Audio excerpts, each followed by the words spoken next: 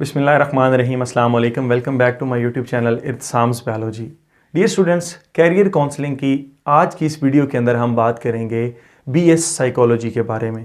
बहुत सारे स्टूडेंट्स जब एफएससी का एग्ज़ाम क्लियर करते हैं, उसके बाद इंट्रेंस टेस्ट देते हैं, तो उनका मेरिट एमबीबीएस के लिए नहीं बन पाता, तो अब उनके पास बहुत ज़्यादा ऑप्शंस जो हैं वो मौजूद होती है, जिसमें डीपीटी भी है, फॉर्म डी भी है और अलाइड हेल्थ साइंसेस भी हैं, और उस लिस्ट के अंदर बीएस साइकोलॉजी भी जो है वो मौजूद होता है।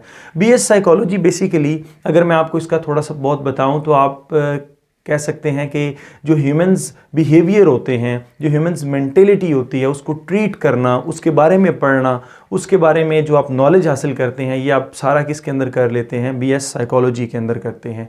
अगर मैं इसके मार्क्स की बात करूं कि एफएससी में आपको कितने मार्क्स चाहिए होंगे, तो तकरीबन 70 to 80% अगर आपके मार्क्स हैं तो आपको अच्छी यूनिवर्सिटीज़ के अंदर एडमिशन मिल जाएगा।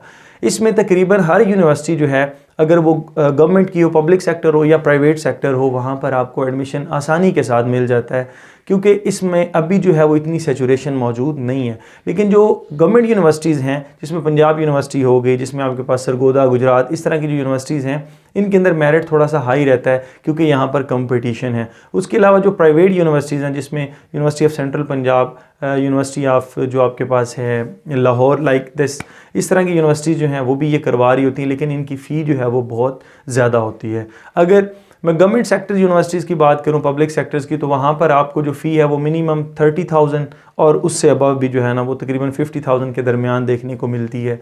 और अगर प्राइवेट यूनिवर्सिटीज़ की बात करें तो वो स्टार्ट ही 70 to 80,000 से हो रहे होते हैं। उसके बाद अगर इसके कोर्स की बात की जाए तो इसका कोर्स जो आपके पास है वो 4 ईयर प्रोग्राम होता है। बीएस है, 8 सेमेस्टर्स होंगे। 8 सेमेस्टर्स के अंदर आपको कंप्लीट जो है वो ह्यूमन साइकोलॉजी के लिए जो है वो तालीम दी जाएगी। तो जब आप अपनी डिग्री कंप्लीट कर लेंगे, सभी का यही क्वेश्चन होता है किसी प्रोग्राम को चूज़ करने से पहले कि क्या इसमें जॉब्स हैं, क्या इसका स्कोप है पाकिस्तान के अंदर। तो बीएस साइकोलॉजी का स्कोप ही स्कोप है, क्योंकि बीएस साइकोलॉजी जब बंदा कर लेता है तो सबसे पहले आर्म्ड फोर्सेस आपके पास, जिसमें आर्मी आ जाती है, उसके बाद पीएफ आ जाती हैं, उसमें एटॉमिक आ जाती है, उसके अंदर पुलिस आ जाती है। ठीक है, इसके साथ साथ आप अगर गवर्नमेंट जॉब में लेक्चरर साइकोलॉजी के लेक्चर्स लग सकते हैं यूनिवर्सिटीज़ एंड कॉलेजेस के अंदर।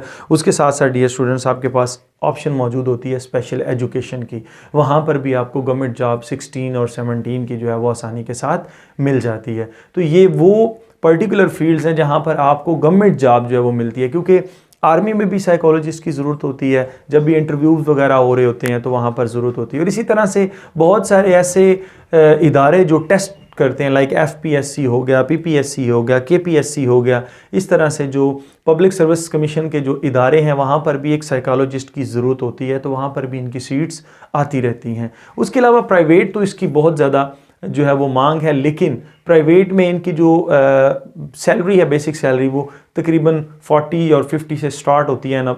आप आगे देख लें कि कितना आप किस फर्म के साथ काम कर रहे हैं, किस ऑर्गेनाइजेशन के साथ काम कर रहे हैं। आप किसी हॉस्पिटल के अंदर हैं, आपने हॉस्पिटल एडमिनिस्ट्रेटिव के तौर पे काम कर रहे हैं, या फिर आप इसके साथ एक अपना प्राइवेट क्लिनिक बना सकते हैं। लेकिन इस प्राइवेट क्लिनिक के अंदर आप किसी भी तरह की मेडिसिन जो है उसको यूज़ नहीं कर सकते, क्योंकि जो साइकोलॉजिस्ट होते हैं, साइकेट्रिस्ट की बात नहीं मैं कर रहा, साइकोलॉजिस्ट की बात कर रहा हूँ, इनको हम टॉकिंग डॉक्टर्स बोलते हैं। ये आपका इलाज बातों से करते हैं।